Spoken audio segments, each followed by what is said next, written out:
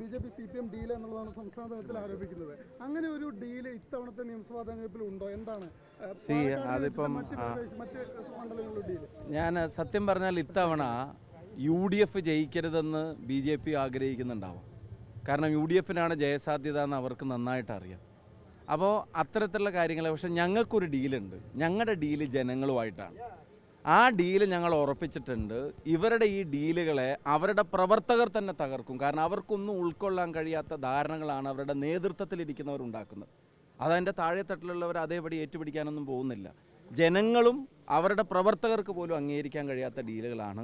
പാലക്കാടിനെ സംബന്ധിച്ചിടത്തോളം രമേശ് പിഷാരടി അദ്ദേഹം ഇവിടെ വന്നിറങ്ങിയിട്ട് അദ്ദേഹം വളരെ പെട്ടെന്ന് തന്നെ ഒരു ഡീല് സ്ട്രൈക്ക് ചെയ്തിട്ടുണ്ട്. അത് പാലക്കാട്ടെ ജനങ്ങളുമായിട്ടാണ്. ആ ഡീൽ ഇവിടെ വിജയിക്കും. ജനങ്ങളും രമേശ് പിഷാരടിയും UDFും തമ്മിലുള്ള ഡീൽ ഇവിടെ വിജയിക്കും. അതായത് ഇപ്പോൾ ലാസ്റ്റ് ചോദ്യത്തിന് നിങ്ങൾ പറഞ്ഞ ഉത്തരം, ഒരു സാധാരണ കോൺഗ്രസ് പ്രവർത്തകൻ UDF പ്രവർത്തനം നൽകും ഞങ്ങൾക്കൊക്കെ അഭിമാനമാണ്. ഞാനിതിന് മുമ്പും പറഞ്ഞിട്ടുണ്ട്.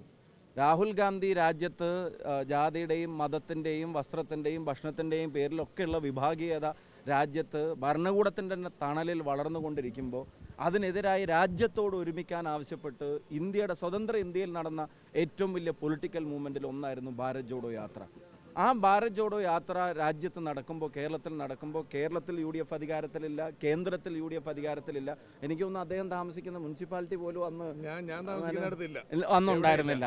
അപ്പോൾ ഭരിക്കുന്ന ഒരിടങ്ങളിലും അധികാരത്തിൻ്റെ ഒരു ചിഹ്നമില്ലാഞ്ഞിട്ടും രാജ്യം ഒരുമിക്കാൻ നടക്കുന്ന പൊളിറ്റിക്കൽ മൂവ്മെൻറ്റിൻ്റെ ഭാഗമാവൽ എൻ്റെ ഉത്തരവാദിത്തമാണെന്ന് അറിഞ്ഞ് പാർട്ടി പ്രതിസന്ധിയിലുള്ളപ്പോൾ കോൺഗ്രസ് നശിച്ചു പോകരുത്, ആ ആശയത്തോടൊപ്പം നിൽക്കേണ്ടത് ഒരു പൗരൻ എന്നുള്ള നിലക്ക് ഉത്തരവാദിത്തമാണെന്ന് പറയുന്ന പൊളിറ്റിക്കൽ ഐഡിയോളജി കാത്തു സൂക്ഷിക്കുന്ന ഒരാൾ ഇവിടെ നടത്തുന്ന രാഷ്ട്രീയ പോരാട്ടമാണെന്ന് പാലക്കാട്ടെ ജനതയ്ക്ക് അറിയാം.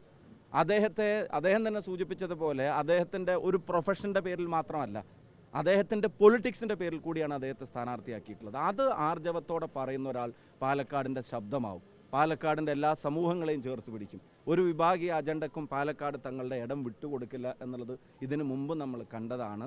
അതിനെ തകർക്കാൻ ശ്രമിക്കുന്ന ഒരു ഡീലിനെയും ജനങ്ങൾ അംഗീകരിക്കില്ല.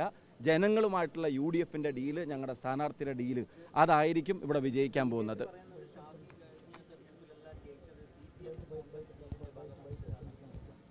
ഞങ്ങൾ പറഞ്ഞില്ല, ഞങ്ങൾ ജയിക്കുന്നത് ജനങ്ങളുമായിട്ടുള്ള ഡീലിൻ്റെ ഭാഗമായിട്ടാണ്. CPM ഇപ്പോൾ കഴിഞ്ഞ തെരഞ്ഞെടുപ്പിലൊക്കെ എനിക്കെതിരെ ഉൾപ്പെടെ പറഞ്ഞത് നിങ്ങൾക്ക് എല്ലാവർക്കും അറിയാം. അത് ഇവിടുത്തെ ജനങ്ങൾക്കറിയാം ആരാണ് ജയിക്കേണ്ടത്. അവർക്ക് കൃത്യമായിട്ടുള്ള രാഷ്ട്രീയ ധാരണയുണ്ട്. ഇവിടെ മത്സരം ആരൊക്കെ തമ്മിലാണ്, അതിലാരാണ് ജയിക്കേണ്ടത് എന്നുള്ളത് ഇവിടുത്തെ ജനങ്ങൾക്കറിയാം. ജനങ്ങളുമായിട്ടല്ലാതെ വേറൊരു ഡീലും ഞങ്ങൾ ഉണ്ടാക്കിയിട്ടില്ല. മൊത്തത്തിൽ ജനങ്ങളുമായിട്ട് ഞങ്ങൾ ഡീൽ ഉണ്ടാക്കിയിട്ടുണ്ട്. ഞങ്ങൾ ഇത്തവണ അധികാരത്തിൽ വരും.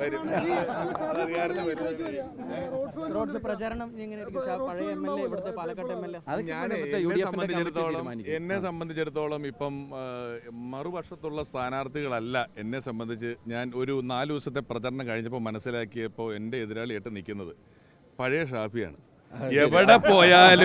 എവിടെ പോയാലും തൊട്ട് കാണിക്കാവുന്ന ഈ റോഡിന് കല്ലിട്ടത് ഷാഫിയാണ്, ആ ലൈറ്റ് വെച്ച ഷാഫിയാണ്, ഈ കോളേജിൽ അങ്ങനെ ഇവിടെ ശ്രീകണ്ഠനും ഷാഫിയൊക്കെ നടത്തിയിട്ടുള്ള കാര്യങ്ങൾ പറഞ്ഞുകൊണ്ടാണ് അതുപോലെ ആവണം, അതുപോലെ ചെയ്യണം എന്ന് പറഞ്ഞുകൊണ്ടാണ് എന്നോട് പറയുന്നുള്ളൂ. എന്നോട് വേറെ ഒരാളുടെയും പേര് ആരും ചോദിക്കുന്നില്ല. ഒരു കാര്യം ഞങ്ങൾക്ക് രണ്ടാക്കും മനസ്സിലായി, അതിനേക്കാളും ബെറ്ററായി ചെയ്യും. അതെ.